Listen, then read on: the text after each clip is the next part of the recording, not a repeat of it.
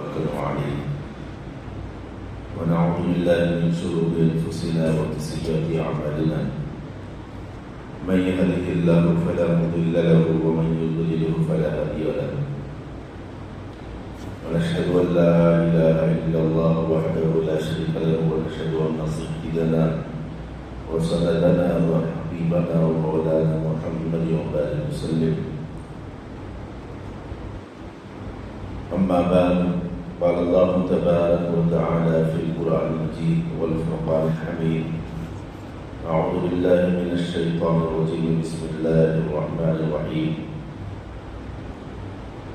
قال الله تبارك وتعالى في القرآن المجيد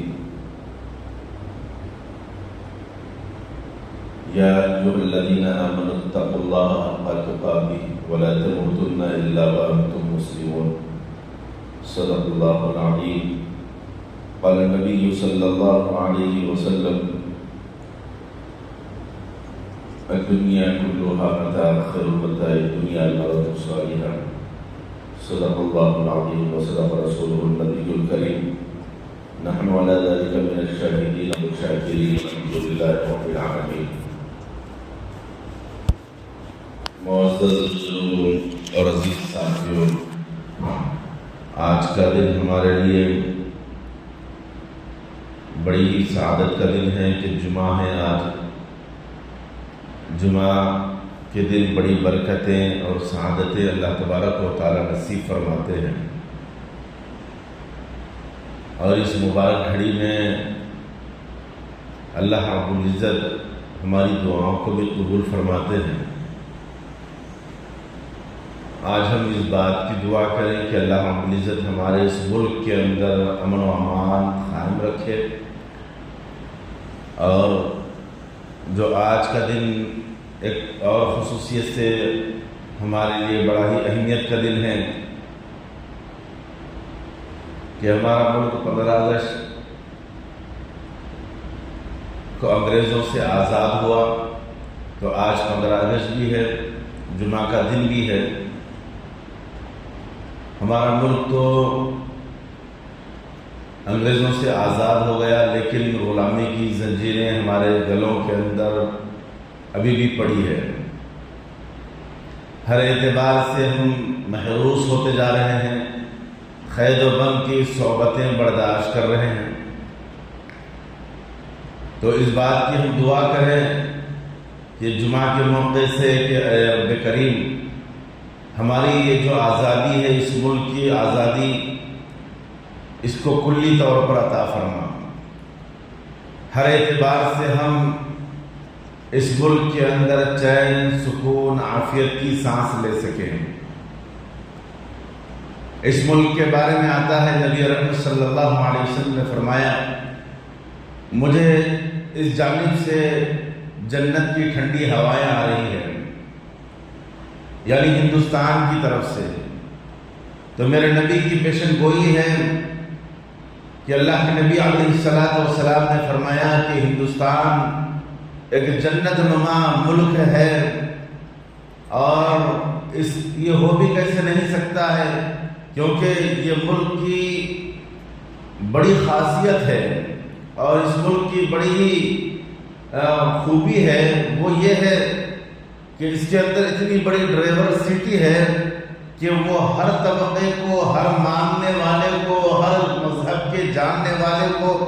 ہر مذہب کی عبادت کرنے والے کو وہ اس کے اندر سمو لیتا ہے، اور اس کو سانس لینے کی جگہ فراہم کرتا ہے،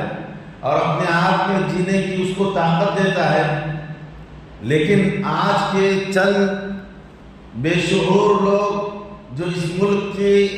فضا کو مقدر کر رہے ہیں، معلوم ہونا چاہیے کہ ہمارے اس ملک کی آزادی کے لیے اور اس ملک کو انگریزوں سے چھڑانے کے لیے، کیونکہ برٹش ایک ایسا دور گزرا ہے جو غیر ضروری اس ملک کے اوپر قابض ہوئے. جب مسلمان حکمران تھی، وہ ایسٹ انڈیا کمپنی کے نام سے اس ملک کے اندر دھیرے دھیرے راسخ ہوتے گئے اور حکمرانوں تک پہنچے، اور اپنی زمینوں کے لیے وہ لوگ عرضی داخل کی، اور وہ لوگ یہاں پر کمپنی کھولنے کے لیے ایسٹ انڈیا کے نام سے کمپنی کھولنے کا وہ لوگوں نے مطالبہ کیا، تو اس مطالبے کو قبول کیا گیا۔ اب وہاں سے وہ لوگ اپنے پیر پھیلانے لگے،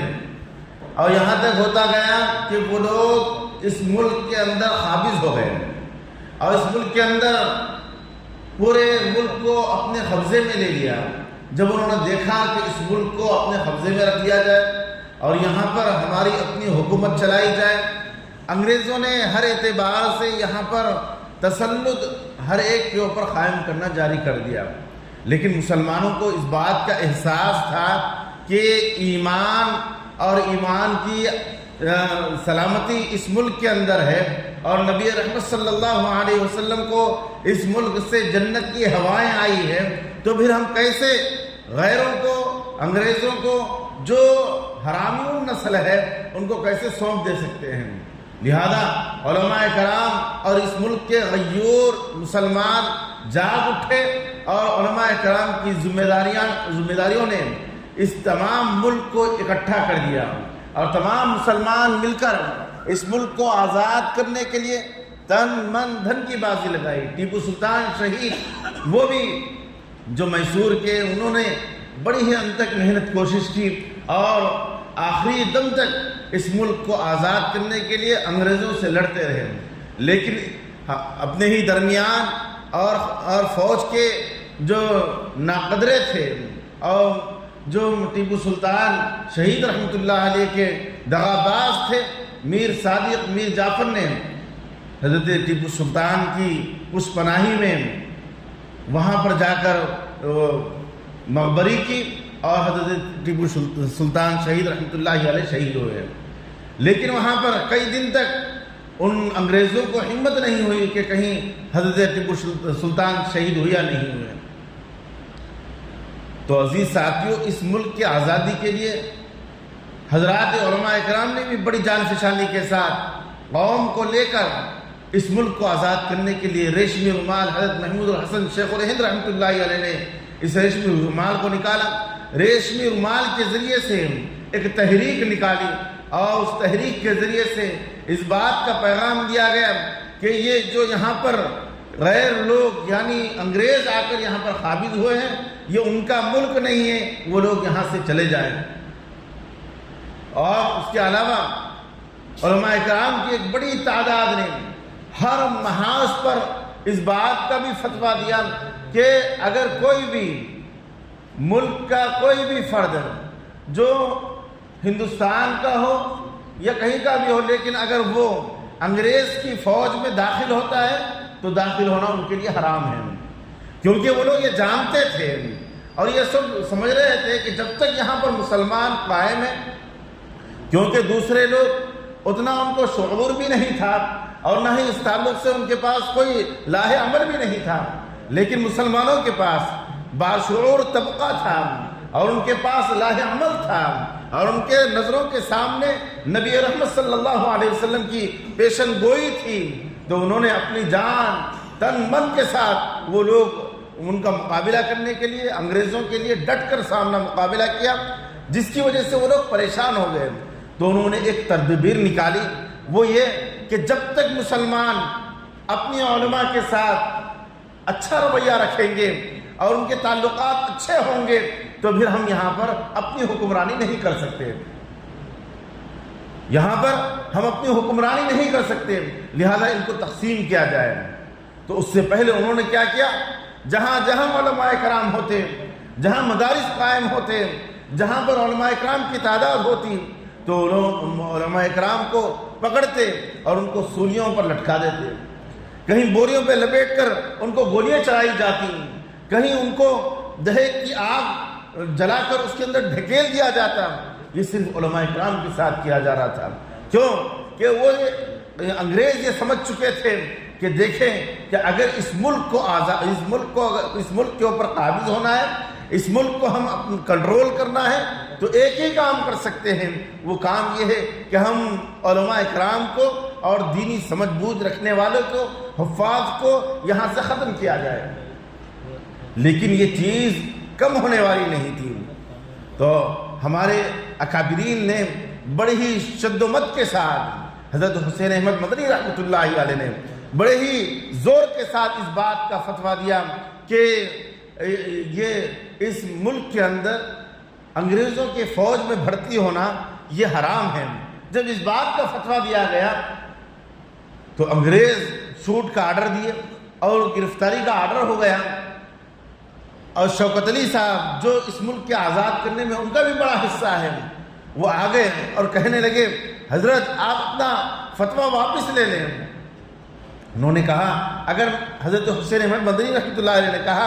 اگر میں فتویٰ واپس لیتا ہوں تو میرے ایمان کے لالے پڑ جا سکتے ہیں، کیونکہ ایمان کی سلامتی اس ملک کے اندر مسلمانوں کے لیے ہے، لہذا ہمارے اپنے ایمان کے لیے ضروری ہے کہ ہم اس ملک کے اندر چین کی سانس لینا ہے اور ان انگریزوں سے چھٹکارا پانا ہے، تو ضروری ہے کہ ان کو یہاں سے بے دخل کیا جائے، کیونکہ آج بھی ہم دیکھتے ہیں پورے عالم کے اندر ملک ہندوستان آج بھی نظروں سے دیکھا جاتا ہے اور انتظار کیا جاتا ہے کہ اس مسئلے کے اوپر یا اس بات کے اوپر ہندوستان سے کیا رائے آتی ہے، کیا مسئلہ آتا ہے۔ آج بھی پورے عالم کے اندر، پورے ورلڈ کے اندر اس بات کو دیکھا جاتا ہے کہ ہندوستان سے کیا اس تعلق سے روداد آتی ہے، لہذا آج بھی ہمارا ملک بڑا ہی مستحکم ملک ہے ان کے اعتبار سے، کیوں کہ نبی رحمت صلی اللہ علیہ وسلم کی پیشن گوئی ہے۔ آپ علیہ السلام نے اس طرف توجہ فرمائی ہے اور کہا ہے کہ جنت کی ہوائیں مجھ کو ملک ہندوستان سے آ رہی ہیں، لہذا یہ ہمارا ملک ہمارے لیے عزیز وطن ہے۔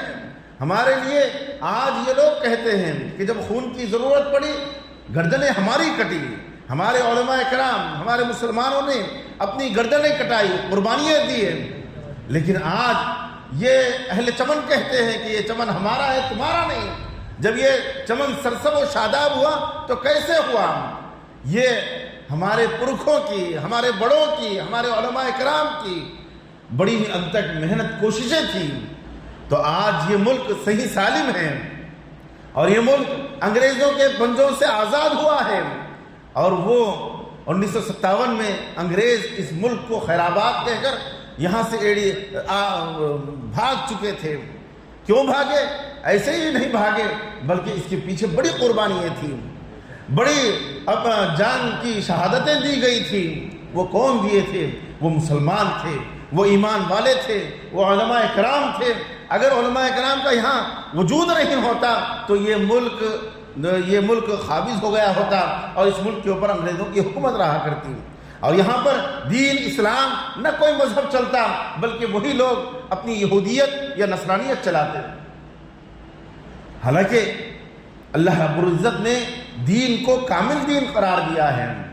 اور اللہ تبارک و تعالیٰ چاہتے ہیں کہ میرے بندے مجھ سے رجوع ہو جائیں اور ان کے اندر یہ بات کا احساس پیدا ہو جائے کہ خالق کائنات ہے، اللہ رب العزت نے اس کائنات کو جو بنایا ہے یوں ہی نہیں بنایا ہے بلکہ اللہ رب العزت کی معرفت کے لیے، اللہ کی پہچان کے لیے بنایا گیا ہے۔ لہذا جب یہ پہچاننے والے اس ملک کے اندر موجود تھے تو وہ لوگ اس بات کا احساس کرنے لگے کہ اگر یہاں پر یہ لوگ تسلط ہو جاتے ہیں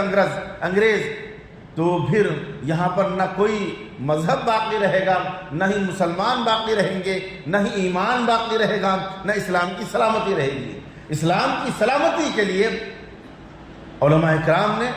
متحد ہو کر اعلان جنگ کیا ان سے، تو پھر ان کے لیے ان کے خلاف بڑے بڑے جنگیں ہوئی اور علماء کرام کو شہید کیا گیا، لیکن ان کی اس فوج میں نہ داخل ہوئے انگریزوں کے اور نہ ہی ان کی بات مانی، تب جا کر یہ ملک آزاد ہوا۔ تو آج ہم آزادی کی خوشیاں منا رہے ہیں، اور آزادی کی خوشیاں ہم کیوں نہ منائیں؟ ہم ضرور منائیں گے، لیکن کیوں کہ یہ ہمارے اپنے ملک سے حب الوطنی ہے، ہمارے اس ملک سے محبت ہے، ہم کو اس ملک سے الفت ہے، کہ ایک وجوہات کی وجہ سے۔ ایک تو یہ ہے کہ ہم یہاں اس ملک کے اندر پیدا ہوئے، دوسری بات یہ ہے کہ اسلام اور دین کے اوپر ہمیں چلنے کی، یہاں پر سانس لینے کی جگہ ہے ہمارے لیے، اور ایک اہم بات یہ ہے کہ نبی رحمت صلی اللہ علیہ وسلم نے فرمایا کہ مجھے ہندوستان سے جنت کی ہواؤں کی ٹھنڈی ہوائیں آ رہی ہیں، جنت کی ٹھنڈی ہوائیں مجھے آ رہی ہیں۔ تو آج بھی ہمارا ملک بڑا ہی معتبر ملک ہے اور بڑا ہی شان ملک ہے، اور اس ملک کے لیے ہمارے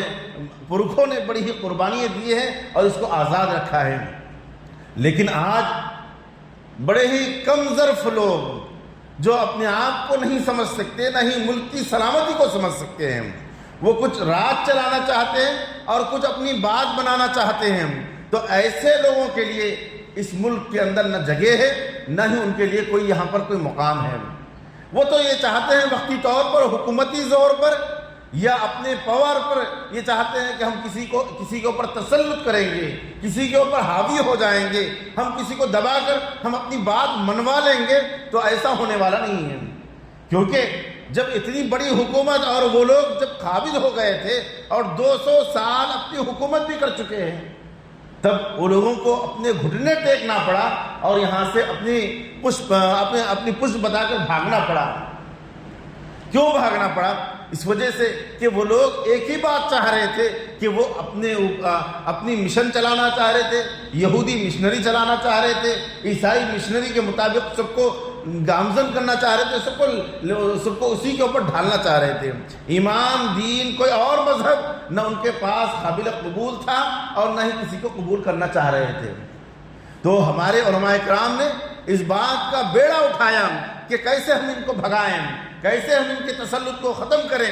انہوں نے اس ملک کی آزادی کے لیے ہر ممکن کوشش کی گئی، لیکن آج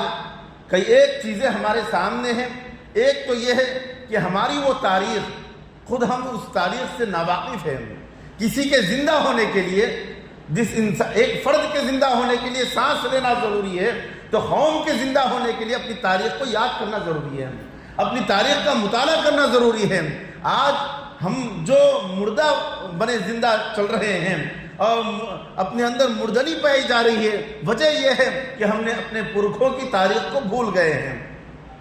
اگر ہمارے اندر سانس چلے گی تو ایک انسان، ایک فرد زندہ رہے گا۔ اگر ہمارے پاس، ہمارے درمیان اگر تاریخ زندہ رہے گی تو ہم اور ہماری قوم زندہ رہے گی۔ آج ہم اپنی تاریخ سے، اپنی پرکھوں کے واقعات سے اور ان کی قربانیوں سے، ان کی شہادتوں سے ہم بے بہرے ہو گئے ہیں۔ نہ ہمیں مطالعہ کا شوق ہے، نہ ہی اس چیز کا ذوق ہے، نہ ہی پڑھنے کی کوئی جستجو ہے۔ تو عزیز ساتھیوں، آج ہمارا بے شمار وقت فون کے لیے صرف ہوتا جا رہا ہے۔ کئی گھنٹے ہم فون کے اندر مصروف ہوتے جا رہے ہیں۔ ہم اپنی تاریخ کا مطالعہ کریں، ہمارے بڑوں کے کارناموں کو دیکھیں کہ انہوں نے کیسے کیسے قربانیاں دی ہیں، اور اس ملک کو آزاد کرنے کے لیے اور اس ملک کے اندر دین و اسلام کی بقا کے لیے انہوں نے کیا قربانیاں دی ہیں۔ اس کو ہم ضرور مطالعہ کریں، کیونکہ ان چیزوں کو تو تاریخ اور اسباق کی کتابوں میں اسکول کے نصاب سے ہٹا دیا گیا ہے۔ اور تو اور بہت ساری ایسی چیزیں جو ہمارے سامنے ابھی نظر آ رہی ہے، کل ہمارے نسلوں کے لیے، کل ہمارے بچوں کے لیے بڑی ہی دشوار کن مسائل پیش آنے والے ہیں، کیونکہ اسکولی نصاب کے اندر وہ تاریخی واقعات بھی جو کم تھے، گنے چنے تھے، ان کو بھی ختم کر دیا گیا ہے۔ لہذا ہمارا فرض بنتا ہے کہ دین و اسلام اور احکامات و شریعت کے مطابق اپنے آپ کو دین و اسلام پر چلائیں، اس کے ساتھ ساتھ ہمارے اس ملک کے امن و امان کو قائم رکھنے کے لیے، اور اس ملک کے اندر مسلمانوں کا کتنا یہاں پر وجود تھا اور ان کی قربانیاں کیا تھیں، اور مسلمانوں کے یہاں پر کیسے اٹوٹ وثوق ذرائع تھے، ان چیزوں کا مطالعہ کریں، اس تاریخ کو ہم دہرائیں، ان چیزوں کو ہم نکالیں، ان چیزوں کو پرکھیں۔ اب اپنے وقت کو ضائع کرنے کے بجائے ہمارا اس وقت کے اندر کچھ ایک ٹاپک کے اوپر، کوئی ایک مضمون کے اوپر، کوئی ایک کتاب کے اوپر ہم جو ہندوستان کی تاریخ ہے اور ہندوستان کو آزاد کرنے میں علماء کرام، مسلمانہ نظام اور بڑے ہمارے جو پرکھے تھے، بڑے تھے، انہوں نے کس طریقے سے اس ملک کو آزاد کیا ہے، اس چیز کا مطالعہ ہمارے سامنے ہونا چاہیے، اور ہم ان چیزوں کو اپنی اولاد، اپنی نسلوں کے سامنے بتانا چاہیے، اور سبقاً ان کو دکھانا بھی چاہیے۔ دیکھو کہ ہمارے بڑوں نے، ہمارے اکابرین نے، ہمارے اللہ والوں نے اس ملک کو آزاد کرنے کے لیے کیسے اپنی قربانیاں دی ہیں، اپنی جانوں کا نذرانہ پیش کیا ہے، تب جا کر یہ ملک آزاد ہوا ہے۔ آج جو ہم آزادی کی خوشیاں منا رہے ہیں، یوں ہی نہیں منا رہے ہیں، بلکہ ہمارے اللہ والوں نے بڑی قربانیاں دی ہیں اس ملک کی آزادی کے لیے۔ کیوں آزادی کے لیے قربانیاں دی ہیں؟ کیا ان کی قربانیاں ضائع جائے گی؟ ہرگز ضائع نہیں جائے گی۔ کیوں کہ نبی رحمت صلی اللہ علیہ وسلم نے فرمایا اس ملک کے جانب سے مجھے جنت کی ہوا آ رہی ہے۔ تو اس ملک کے اندر بہت کچھ رکھا ہے،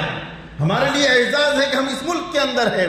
لہذا ہم اس بات کی فکر کریں کہ ہم اس ملک کے اندر کیسے دین و اسلام کو باقی رکھ سکتے ہیں۔ لہذا اس کے لیے ہمیں کیا کرنا چاہیے؟ ہم کو سب سے پہلے خود اپنے آپ کو اپنی قدر کرنا چاہیے اس انداز سے کہ اللہ رب العزت نے مجھے کیوں پیدا فرمایا ہے۔ احکامات یعنی اللہ کے احکامات، نمازوں کا اہتمام کرے، اللہ کے اور بھی جو احکامات ہیں، زکوٰۃ ادا کرے، روزہ رکھے، حج ادا کریں، اور بھی جو احکامات مجھ پر لاگو ہوتے ہیں میں ان چیزوں کو ادا کرتے ہوئے میں اپنے آپ کو پکا سچا مسلمان رکھوں، اور اسی طریقے سے کسی کے ساتھ دغا بازی، کسی کے ساتھ ایسی حرکت نہ کروں کہ کسی کو تکلیف پہنچے، ان چیزوں سے باز آ جاؤں، کیونکہ ہمارے اخلاق، ہمارے کردار ہمارے اس ملک کے اندر، کیونکہ یہ ایسا ملک ہے اور اس کے اندر ایسی ڈائیورسٹی ہے کہ یہ ہر طبقے کو، ہر مذہب کے ماننے والے کو، ہر ذہن کے لوگوں کو یہاں پر پنپنے، جینے اور سانس لینے کی جگہ فراہم کرتا ہے۔ تو ہمارے اخلاق، ہمارے کردار، ہماری سوچ، ہماری ہر اعتبار سے ان کے ساتھ، ایک دوسرے کے ساتھ اچھی ہونا چاہیے۔ وہ لوگوں کی انگلیاں اٹھے تو اس بات پر اٹھے کہ مسلمان ہوتے ہیں تو ایسے ہوتے ہیں کہ ان کے ساتھ تعلق قائم کیا جائے، ان کے ساتھ کاروبار کیا جائے، ان کے ساتھ رہن سہن رکھا جائے تو مسلمانوں کے ساتھ رکھا جائے، یہ بات آنی چاہیے۔ لیکن آج ہمارے اس ملک کے اندر مسلمانوں کے لیے جگہ تنگ کی جا رہی ہے، مسلمانوں کو پریشان کیا جا رہا ہے، ان کو طرح طرح سے ستایا جا رہا ہے۔ سب سے سستا خون اس ملک کے اندر مسلمانوں کا نظر آ رہا ہے۔ وجہ کیا ہے؟ وجہ یہ ہے کہ ہم نے اپنے اخلاق کو پس پش ڈال دیا، اپنی تعلیمات جو نبی رحمت صلی اللہ علیہ وسلم نے دی تھی ان تعلیمات کو چھوڑ دیے، کیونکہ ہمارا عقیدہ ہے، ہمارا ایمان ہے کہ ہمیں اس دنیا کو چھوڑنا ہے اور ابد الآباد ہمیشہ کی زندگی جو قیامت والی زندگی ہے، جس میں اللہ رب العزت نے ایمان والوں کے مالوں کو اور جانوں کو جنت کے عوض خرید لیا ہے۔ یہ جان، یہ مال ہماری نہیں ہے، لہذا ہم اس ملک کے اندر یا اپنی زندگی کے اندر، اس وقت کے اندر، ان اوقات کے اندر ہم اپنے اوقات کو ضائع نہ کریں، بلکہ ہم ان اوقات کو قیمتی بنائیں۔ کیسے قیمتی بنا سکتے ہیں؟ اب ہمارے لیے ضروری ہے کہ آج،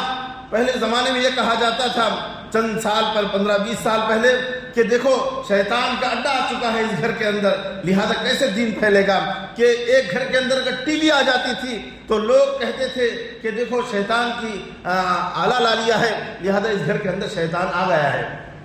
لیکن آج ہر ایک کے ہاتھ میں، ہر ایک کے جیب میں بڑا فون ہے، جس کو اینڈرائڈ فون کہتے ہیں، پوری دنیا اس کے ہاتھ کے اندر ہے، اس کو جیسا استعمال کرنا چاہے آج ہم کر سکتے ہیں، لیکن اس کا درست استعمال بھی ہے اور غلط استعمال بھی ہے۔ اس کو درست استعمال کریں اور اپنے ان چیزوں کو صحیح استعمال کریں اور اپنے اوقات کو کامیاب بنائیں، اور اسی طریقے سے اپنے اوقات کو ضائع نہ کریں، بلکہ اس ملک کے اندر رہتے ہوئے ہم اپنے آپ کو قیمتی بنائیں اس انداز سے کہ ہمارے اخلاق درست ہو جائیں، اور نبی رحمت صلی اللہ علیہ وسلم کی تعلیمات پر ہم صحیح معنوں میں چلنے والے بن جائیں اور احکامات خداوندی کے پابند بن جائیں۔ پھر دیکھیں اس ملک کے اندر ہمارے بغیر وہ لوگ خود سانس نہیں لیں گے، اور ہمارے بغیر وہ لوگ خود اپنی آگے کی کارروائی نہیں کر سکیں گے۔ لہذا پہلے ہم کو اپنی قدر کرنا ہے، اپنے آپ کو پہچاننا ہے اور اپنے آپ کی پہچان بتانا ہے۔ ہم اپنے آپ کی پہچان نہیں بتا رہے ہیں، ہماری پہچان یہ ہے کہ ہمارا ایمان ہے، ہم کامل طریقے کے مومن ہیں۔ تو ہمارے مومن ہونے کی علامت کیا ہے؟ جس کو نبی رحمت صلی اللہ علیہ وسلم نے فرمایا بہترین اخلاق کا نمونہ میں ہوں، بہترین اخلاق کے ساتھ میں پیدا کیا گیا ہوں۔ یعنی اللہ کے نبی علیہ الصلوۃ والسلام فرماتے ہیں کہ تمام اخلاق کا سرچشمہ میں ہوں، لہذا ہم جس کے امت ہے تو ہمارے بھی اخلاق بہترین ہونا چاہیے، ہم سے کسی کو کوئی قسم کی تکلیف نہیں ہونی چاہیے، تو جب جا کر ہم سے ہر ایک متاثر ہو سکتا ہے۔ اور اس کے لیے دین و شریعت کا جاننا اور اس کے اوپر مکمل عمل کرنا ہر ایک کے لیے ضروری فرض، اور یہ ہمارا ایمان بھی ہے۔ اللہ تعالی ہم سب کو سمجھ کر ان باتوں پر عمل کرنے کی توفیق نصیب فرمائے۔ ہمارے اس ملک کو امن و امان کا، شانتی کا گہوارہ بنائیں، اس ملک کے اندر مسلمانوں کے لیے اور تمام طبقات کے لیے چین، سکون، عافیت نصیب فرمائیں۔ آمین۔ وما علینا الا البلاغ۔ جو احباب سنت نہیں پڑھے سنت پڑھے۔